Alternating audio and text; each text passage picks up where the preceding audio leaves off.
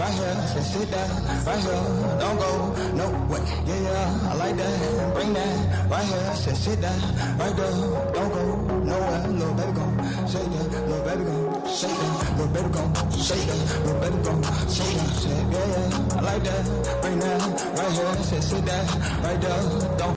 What up, YouTube? We back with another reaction video, reacting to Unseen. Illa thinks he got away with Yerder. Doesn't know 5-year-old survived. The Morrissey family case. Let's get right into it. Let me ask you something. Do you know what a lie is? A lie? Yeah. What is it? It's when you don't tell the truth and you do something bad. And what happens when you tell a lie? You get in trouble. This is 5-year-old Patrick Morrissey. 5 hours before this footage was recorded, Patrick was at home where he lived with his adoptive parents, Kay and Joe Morrissey. Patrick was lying in bed, his eyes closed, but he was only pretending to sleep. That night, Patrick saw something he should never have seen. I know earlier you said you knew something about some robbers or something. On April 5th, 2010, the Morrissey family's picture-perfect life took a disturbing turn for the worst when 5-year-old Patrick woke up to the sound of his parents screaming. And he put these little time things on my mom and my dad so they couldn't walk. Patrick witnessed the nightmare that will be known as the worst case of home invasion the state of Florida has ever seen. And at only 5 years old, he will become the only person who could save his mom and put an end to the killer's reign of terror. Wow, you're like a hero. My mom said. Plantation, Florida, April 5th, 2010. A horrible crime shattered. That's still a crazy name for a place. Like, no one petitioned to get that name changed? There's the middle upper class neighborhood just outside of Fort Lauderdale. The address? 601 Northwest on 75th Terrace. The Morrissey residence. It's 10 p.m.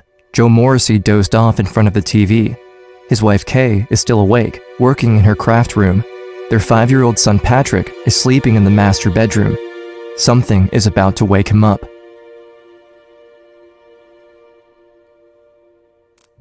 Plantation Police Department, can help you? Requesting a dispatch on a residential fire alarm. The resident's last name? Morrissey, M-O-R... 2 hours later, a little past midnight, Kay's daughter Christina, who lives 10 minutes away. Whoever edited this video is a dog. I'm about to say that was cinematic. Wakes up to her cell phone ringing, unusual for the late hour. I was about to not answer it, and something told me to pick up the phone. On the other end is her mother, but she can barely hear her with all the sirens and chaos. She was just like, you have to come here, you have to get here right now. As she arrives, the road is blocked off. Christina jumps out of the car and runs down the street, pushing the officers out of the way just to get to her mother. I saw her standing in the middle of the road in her pajamas, completely covered in blood, and I just remember thinking how small she looked and how helpless she looked. Kay is in shock, confused. She cries out the words, "He's gone, he's gone." But Christina has no idea who she means. I thought she was talking about the people who had gotten to the house, and I said, it's okay, they'll find them. And she goes, no, Joe is gone. They killed him.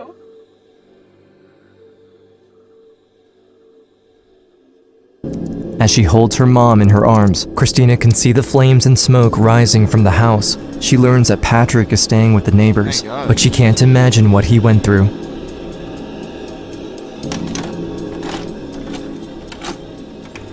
You guys been married for how long?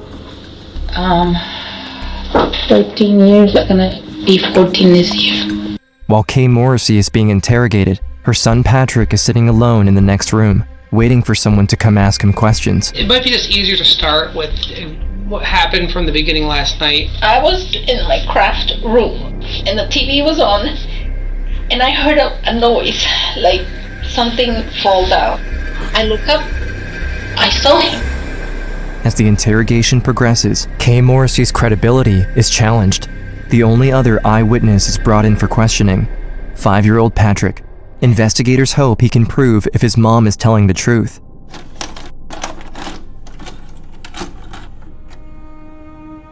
All right, Patrick. Let me ask you something. All right? Yeah. Do you know what a lie is? A lie? Yeah. What is it? It's when you don't tell the truth and you do something bad. And what happens when you tell a lie? You get in trouble. I know earlier you said you knew something about some robbers or something? Yeah. Well, like what A happened? robber attacked our house and my dad died. Patrick doesn't fully understand that his father is dead, that the man who adopted him is not coming back. Do another somersault so I can take a picture. He was a very hands-on father. He was always doing something with Patrick. All the time. Did you see, were you awake when this happened or were you sleeping? Sleeping. You were- But I woke up myself. Oh yeah? And when you woke And he put a gun on my mom and dad's head.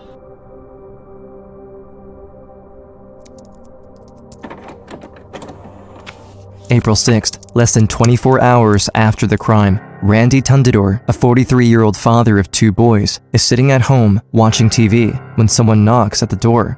He opens to find Detective Kendall from the Plantation Police Department. The guy that is renting the townhouse is suing us because he said he slept on the stairs. The man Detective Kendall finds at the townhouse looks frail and ill. He wears an oxygen mask and walks with a limp. He has a history of being a professional tenant. Detective Kendall can tell Mr. Tundidor is not in any condition to have committed the home invasion. It's clear to him this is not the man Kay saw the night before. What's his name? Randy Tundidor. T-U-N-D as in David, I-D-O-R. Without any other lead on finding another suspect, Kendall has to rely on the only information Kay has given them. His interrogation at the Tundidor residence is recorded.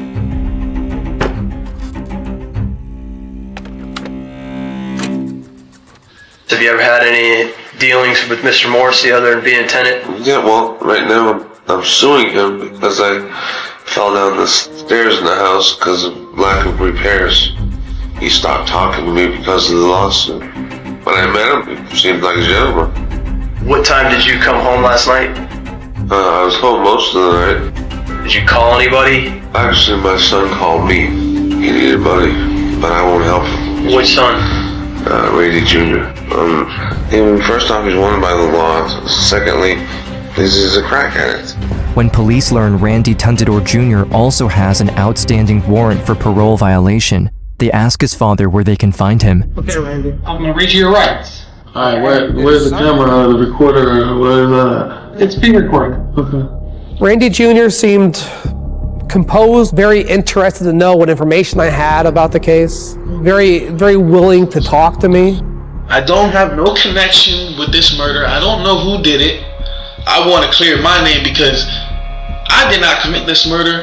The interview goes on for hours, but Detective Kendall is unable to tell if Randy is guilty or not.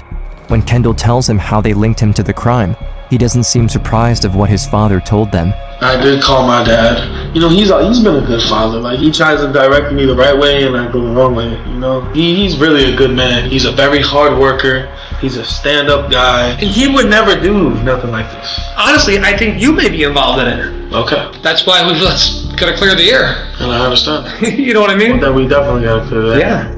The person of interest in the case of the professor killed is still in police custody tonight. Tundidor's father had little to say outside his shop. He's my son. I love him to death, and I'm going to support him to the end. The investigation is heading into a dead end.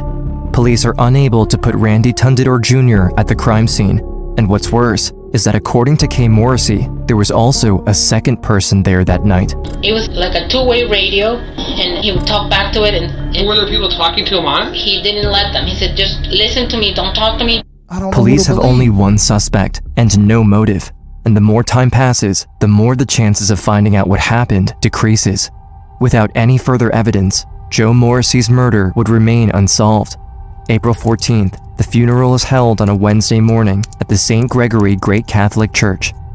My mom, she did not want his memory to be attached to that night. So that was why she insisted on it being a closed casket. I did not want Patrick to see his dad in that condition at all. Patrick had a very difficult time understanding. He thought that he would look at an airplane and says, my dad is on that airplane, he's coming home. That was very hard for me. literally my heart was just in pieces. As the days pass, Patrick begins to notice that his dad isn't around anymore. Already at 5 years old, he begins to show signs of PTSD, but no one knows exactly what it is he saw.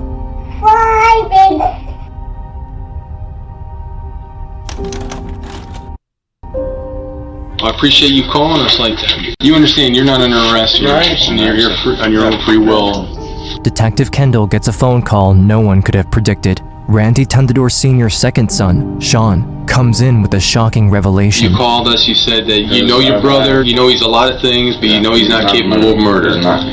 You said that you had some knowledge of... Basically, I'm gonna tell you straight up, my dad did it. This bombshell information changes everything. Sean now has the detective's full attention. That morning, Randy, my brother, turned on the news. And first thing when I turned on, murder and plantation, early this morning, women, whatever. Brother gets up and he walks to the back porch and starts smoking a cigarette.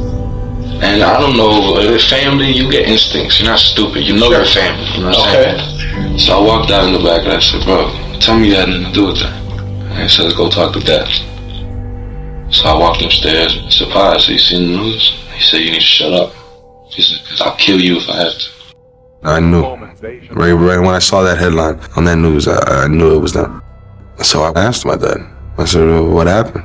And his words were, a dead man can't evict me. He's been a good father. Like he's really a good man. He's a very hard worker. He's a stand-up guy. He would never do nothing like this. He's gonna do anything and everything he has to do to make sure my father doesn't get to jail because he loves him. Sean, Randy Jr.'s younger brother, comes forward against his father. What he doesn't know is that his older brother Randy is in the next room, about to confess the same crimes. How many you said been alive? Your dad's they're crying. Why is my dad crying? Because of what you did. Come on, dude. I feel bad for your dad. Seriously, what happened? Dude, tell me. You'll feel so much better if you tell me. I didn't kill nobody, man. Is Randy Jr. just taking the fall to protect his father? Would his father do the same? He's my son. I love him to death, and I'm going to support him to the end. I wanted the truth to come out, and I wanted him to pay for it. My father used to beat us bad. I mean, really beat us. One of the craziest guys you ever met. And they used to call him Rampage. They used to call him Scarface because he had a big ass scar on his face. He says they called him, not me. He said, you fix this or I will. Come on, it's common sense, boss. You know what I'm saying? Like, my son's already caught, so I won't go to jail. Let me just throw everything on him. Nah, you can't let that happen either. I told them I could prove it. And they told me how, and I told them, give me a wire. What if I can get my father on tape stating that he killed the guy? Give me 2 hours with him. I'll find anything you want. Detectives agree to give Sean a recording device hidden inside a car key. That same night, Sean confronts his father at home. With one hand in his pocket, he activates the device and begins to question his dad. He knows the man has already murdered someone, and he remembers the threat he made him. He said, you need to shut up. He said, because I'll kill you if I have to. I mean, I was scared, but I wanted my dad to pay for what he did to his family. For 2 stressful hours, Sean probes his father, pretending to be concerned for both his well-being as well as his brother's. The next morning, he returns the device to the police station, convinced he was able to get enough evidence to convict his father. But what he doesn't know is, did the device record it all? When police attempt to download the audio files, this is what they hear. There was a lot of background noise, whether it didn't record properly or there was some sort of obstruction in the recording. It makes them question if they missed a golden opportunity, or if Sean was telling the truth. You know, Randy, so that he can keep the money to get cracked. I know he has a bad run. Finally, the audio reveals the conversation Sean had with his father. Police are about to discover the real mastermind behind the murder. On the night of April 5th, 2010, Randy Tundador Sr. went to his eldest son, Randy Jr., a young man desperate to make his father proud. and he manipulated him to break into Joe Morrissey's house. My dad pulls out 100 worth of crack and he tells him to smoke it. When it was done, he told my brother he has a customer's house they can go rob and get cash and buy all the crack he wants. You're not asking my brother that, you're asking a crackhead that.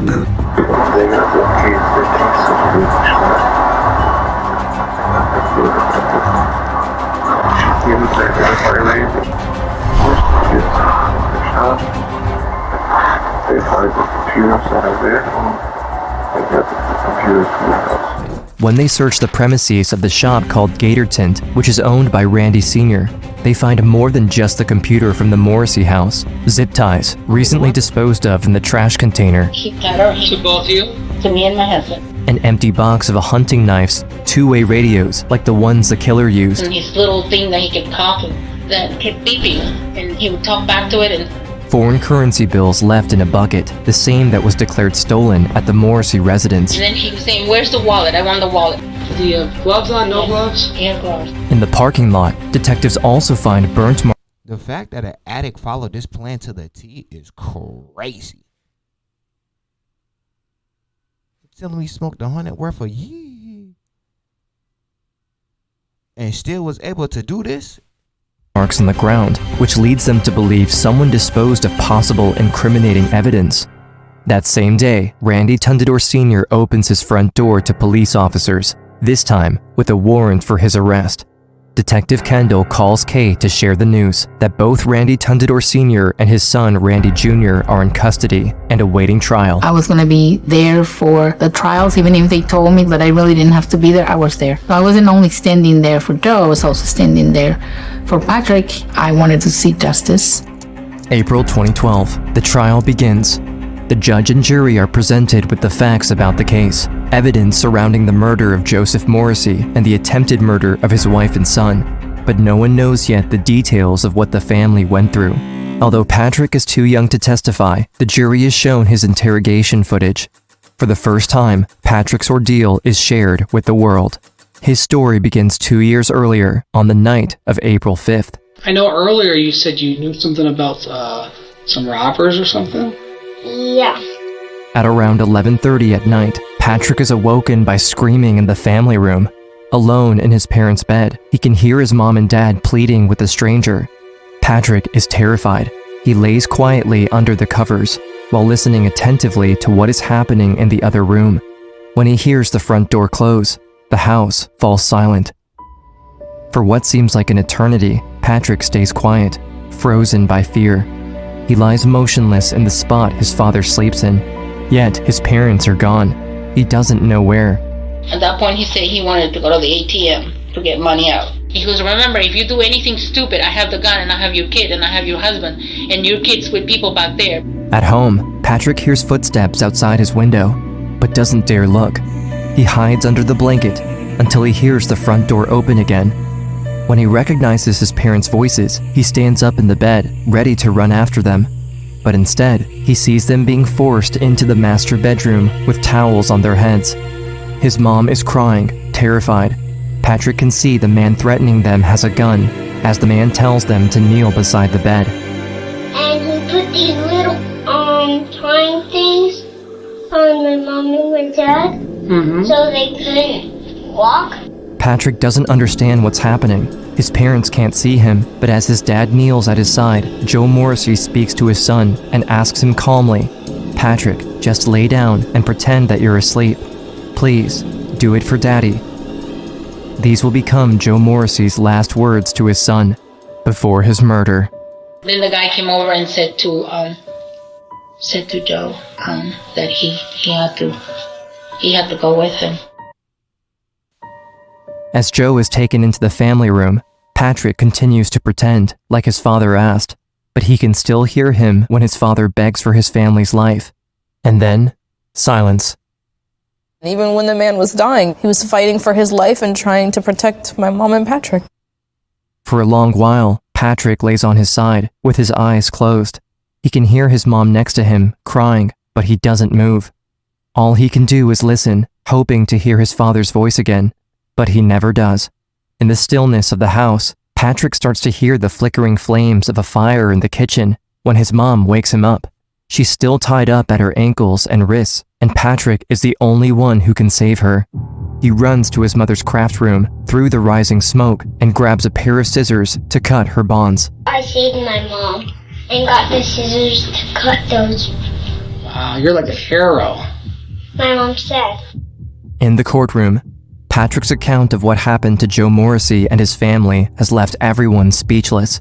The night he lost his father, the loving man who adopted him, Patrick followed in his footsteps and saved his mom's life.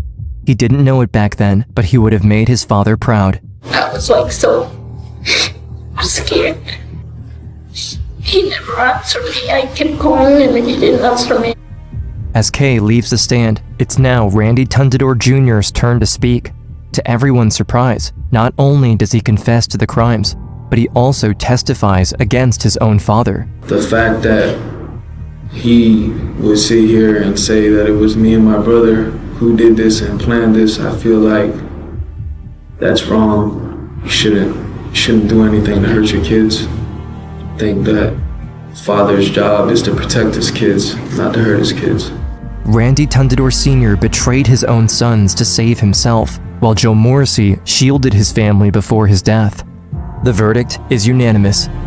Randy Jr. is sentenced to 40 years in prison for his role in Joe Morrissey's death. His father, Randy Sr., is found guilty of 10 felony charges, including arson, armed robbery, kidnapping, attempted murder, and first-degree murder. He is sentenced to death. I remember the bailiff putting the handcuffs after he was found guilty, and the click of those handcuffs is something that I still don't forget. Sean has lost everything, his brother and father, because he chose to do the right thing for Patrick and his mom. But in doing so, he also broke his father's cycle of abuse. I'm proud of Sean. I'm not sure if we would have had Randy Sr. convicted if we didn't have that recording. Sean Tundador is a very brave person. In all of this hatred, he was trying to do a little bit of good. If you think I'm a snitch and I didn't do the right thing, then you're just as bad as the guy that committed that murder. So I don't care. As for Patrick and his mom, their lives are what pays tribute to Joe Morrissey. I definitely feel Patrick is my hero. He not only saved my life, but also helped me save his life. They continue to support each other and will not let a father's sacrifice be forgotten. I wanted other people to see that they can survive. And I think my son also does the same thing. Patrick and his mom Kay are living proof that, even after tragedy, there's a life worth living.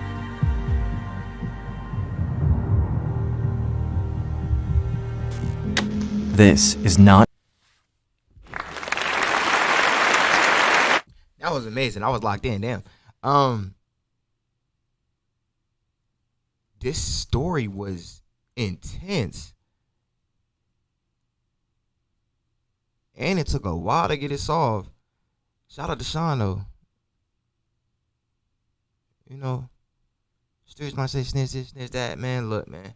That man stood up for what was right. How about that? Like,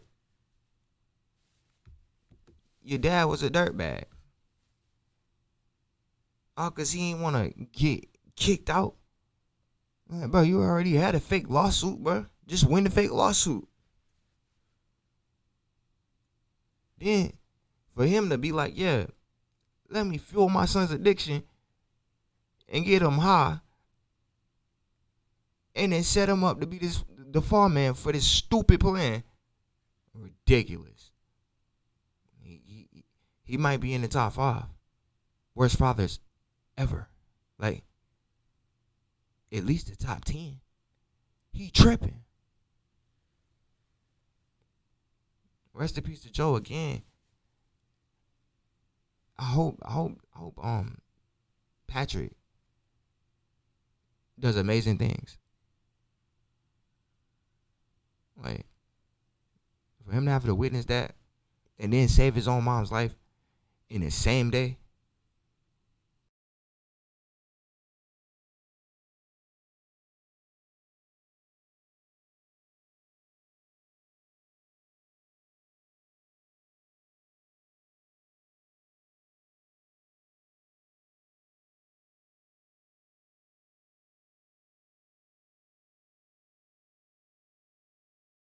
I'm a cowboy, can't stop me, ain't to live is to come. All this pain got me feeling accomplished. See, this can't turn me into a monster. Hey, I'm a cowboy, can't stop me, to live is to come. All this pain got me feeling accomplished. See, this can't turn me into a monster. I'm a cowboy, can't stop, can't stop. Hey, all that pain got me feeling jaded. Many with to roll when to make it. Still plugged into the mix, but lagging out before the update. Drop back in, different time, same location.